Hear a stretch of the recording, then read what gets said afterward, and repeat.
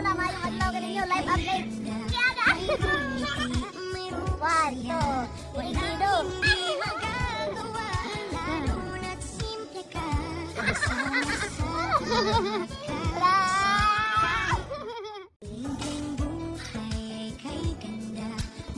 Daddy, ano si Daddy?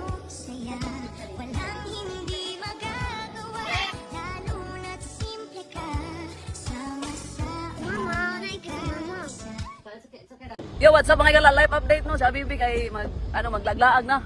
Sabay na ko ang mga sakop na ko. So pagkitong mo sa among view mga igala. Magagwag CS no. Magagwag ng anak. Hindi tanawa. Tanawa mga igala oh. Grabe kanin to. Grabe kanin to. So ang atuan mo ko mga igala kay Fall. So balitahan ta mo sa next video. All right. Asa diri? Stop. Asa diri? Ila oh. Dagan kayo? Saan? Napakay diri oh, siguro. Ano man? Oh, dagan lamok. Lamok? Dili ka lamok, ang langgam. Ay, lukok. Ang lukok mga igala. Kaya nga ito mag-post ko. Dumanan nagligo post. Kaya pag isuda pag nadalan. Uy.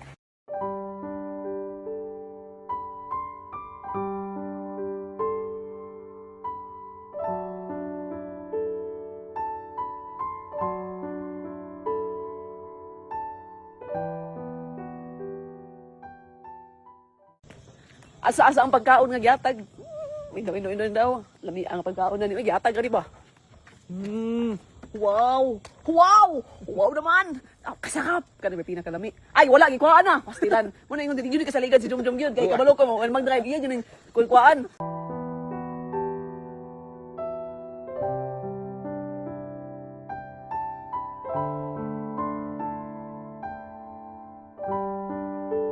Abot namin mga igala.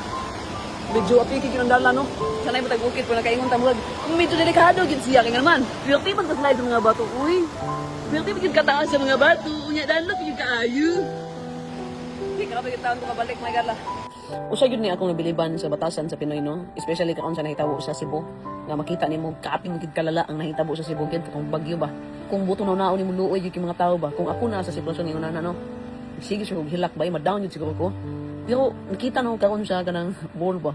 Ang kaning Pinoy no, bisag nabahaan na. Pero tiya po pangatawa bisag natanggal ang mga atok nila. Ang uban nag-inom ng Red Horse, ang uban ng TikTok nagsasayaw nga naa sila sa bahaan. Gani mo mao nang naganindot sa patasan sa Pinoy nga bisag dako na kay problema hala pa dayon kay yapon.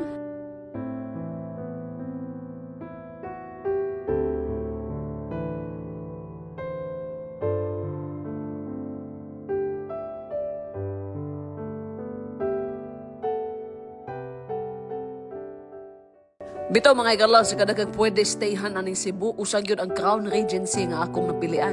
Kay nga naman pasabton ta mo. Syempre kung nakasubaybay mo sa mua kay lagyud mo nga hilig kay may kanang liko-liko. Pagka kanang naa na tanan ba? Makontento kami nga magpundo diri ah. Unya sa sige na kog pangitag ka stayhan aning Cebu, ang Crown Regency ra man gyud ang pasok sa kuang gusto. Kita ka ng mga balay dira nga more kag kanang Disney Princess. Plus napigid sila sports and convention na ay basketball court diri ah. Di na kakailangan mo adto bisag asa na ay badminton, tennis unsabay pwede buhaton dira oy.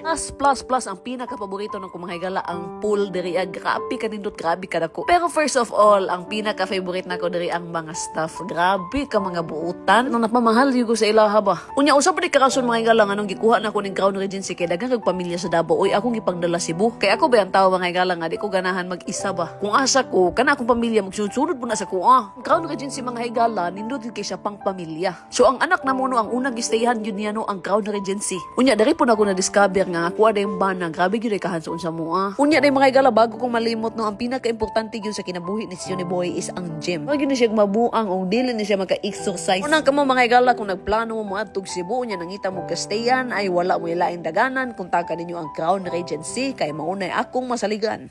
Kaning uban diri ba mga suko nangutana ka ganit ta sa nindot nga tato artist aning kalibutan kay magpatato ko karon December 1 mga suko maninuon sila o pagi kana human December 1 2026 akong pasabot dili karon nga tuig kay bago man nag-CS kamo gahit kay mo kuno ba sila ninyo mabughat gani mo na